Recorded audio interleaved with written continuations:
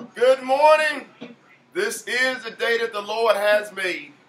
We shall rejoice and be glad in it. Welcome to another episode, another series of Fruitful Friday. We are continuing in our series as we examine the whole kale phenomenon and how exciting it is because it provides us with endurance.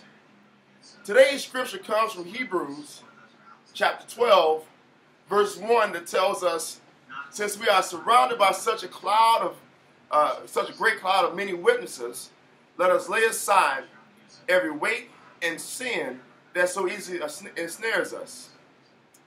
I wanted to tell you, and let us run the race of endurance, just as Christ did.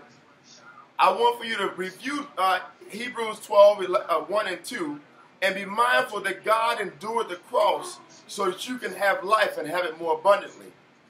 Again, today's food for Friday is kale chips. Enjoy it. Be blessed. Stay steadfast, unmovable, always abounding in the work of the Lord, knowing that your labor is not in vain. God bless you.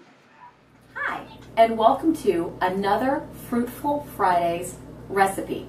Today we're going to make one of my very favorite snacks, and that is kale chips. Did you know that you can actually make chips out of kale? So for those of you that are really struggling with giving up potato chips, here's a wonderfully healthy alternative. So what we'll do is we'll take some kale. Now I tend to buy lots of kale in bulk, or I'll pull it from my garden and then I will put it in my freezer.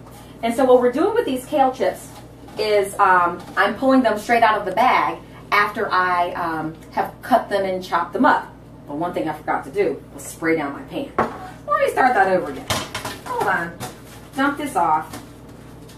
First, spray down your pan. I'm using Pam, or another generic version from the store. And then I'm putting a little of my kale, spraying it out as evenly as possible onto my cooking sheet.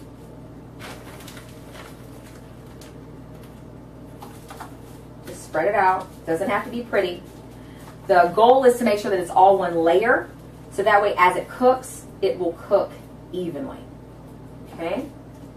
So here's what we're doing. I'm just spreading it out. Then I will take a sprinkle of my favorite seasoning, put that on top. I like to put a little extra spray on top. And here you go.